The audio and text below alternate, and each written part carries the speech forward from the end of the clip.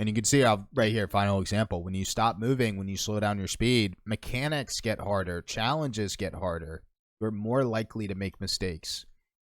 It's like this double-edged sword where, you know, maybe if you're low hours or you don't feel confident with mechanics, you know, you're going to play a little bit slower. But when you play a little bit slower, mechanics and challenges are harder by definition. All right, Dyer, champ 3. Threes. Good save. Fine. That's mechanics right there. Like, if playtime's down, like, the reason you missed that is mechanics. Your game sense was fine. You're a little bit far away from the play, but I mean, that was really, really good drift control. Very clean. Teammate went for the bump. Good patience. That's a good play altogether. I mean, I'm talking about drift. Drift is a fundamental mechanic. Nothing fancy about drift, but you see how it turns into a really nice play. I also like how we slowed down right there, which gave our teammate time to push forward for that bump, which kind of secured the play. That's a good play. Something's going on with spacing. That is what's preventing us from getting into the play or making the play we want to make. Good back pass. I might be wrong about the spacing, but I'm trying to... might be wrong. Might not be. I'm kind of taking back what I said about spacing. Now I'm getting this, like, I just feel like it's impact, right? We're not playing bad. But we're not playing, oh my gosh, that's good. It's a good pass. We're playing good. Like, flatline. This is our floor. I want this to be a floor. I'm trying to figure out, like, what I want more of. I just feel like... we're playing too safe. I almost feel like we could get a little bit more aggressive. Yeah, it's that. It is that. That is what's bugging me. We keep... Like, I thought it was spacing, and then I'm like, you know, it's not doing anything. But then, like, this is like the icing on the cake where we stop moving. And that's what I think is causing the spacing. Like, let's say we have a zone to cover. We get to the zone, right? And I think we're getting there too quick. So we stop moving to, like, time the next play. But then this play moves really quick. And then there's a lot of space between us and that play. So, like, part of it's spacing, but I almost feel like it's momentum. And then that's why I was like, I feel like we could just be more aggressive. Because aggressiveness, you know, challenging the ball kind of helps deal with momentum. I'm going to show a couple examples for you. This keeps happening.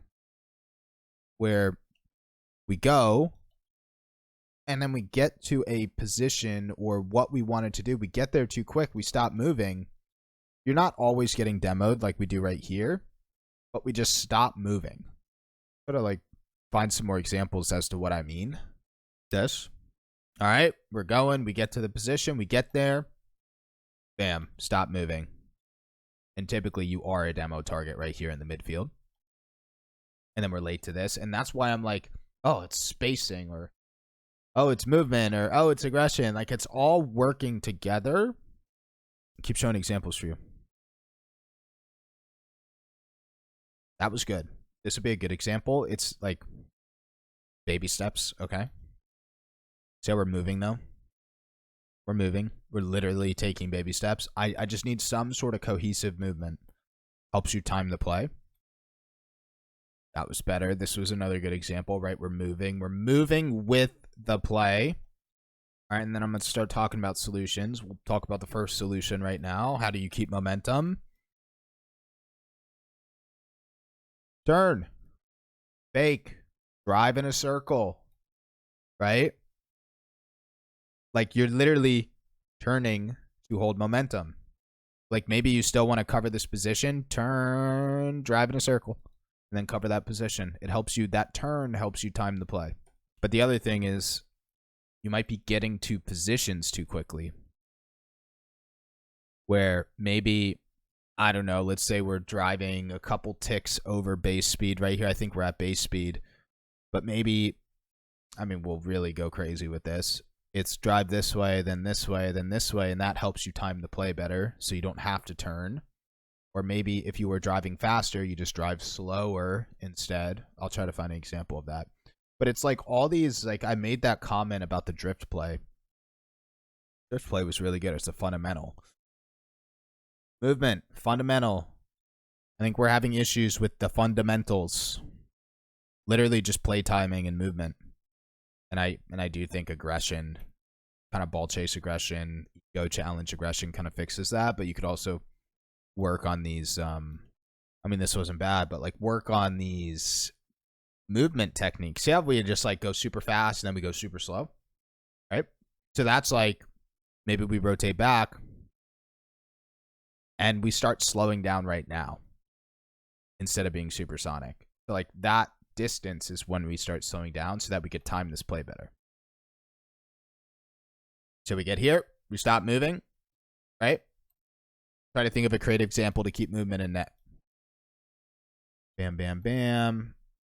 Right, we're low boost right now. 23 boost. So it's either push for this, option 1, or if you're deciding to play like a risk off approach, little turn. Just like you did. So like the negative of, or it's like go up on backboard, right? Backboard is a great way to keep movement on the goal line. What's happening is we're killing our momentum and it's making us a demo target, but it's also preventing this impact. Like we can't really do anything besides this if we're not moving, right? Bam. We can do more at higher levels when you have a higher level mechanics. Okay, but for now we can't really do much. Here's one more. We get to the midfield. We get to the midfield too quickly. We stop moving. Now our challenge looks bad, right? But it's all related with movement. That'll be the final example I show. I hope that makes sense. Find these creative ways to keep movement, right? Like literal fundamental mechanics. Drive in a circle, fake challenge, drive at different angles. You'd also mess with your flip timing and wave dash timing.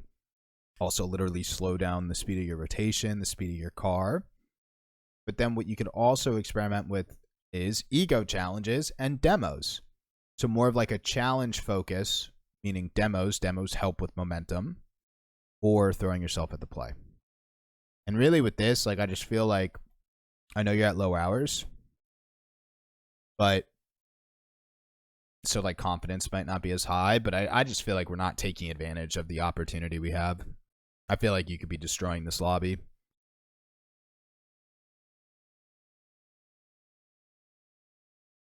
So that's what happens. When you stop moving, you are going to run into players like this. He tries to demo you, and then he demos teammate, which that was kind of unfortunate for the teammate. You bumped him in. But, right, like when you stop moving, you are a demo target. And you can see how right here, final example. When you stop moving, when you slow down your speed, mechanics get harder, challenges get harder. You're more likely to make mistakes. It's like this double-edged sword where, you know, maybe if you're low hours or you don't feel confident with mechanics, you know, you're going to play a little bit slower. But when you play a little bit slower, mechanics and challenges are harder by definition.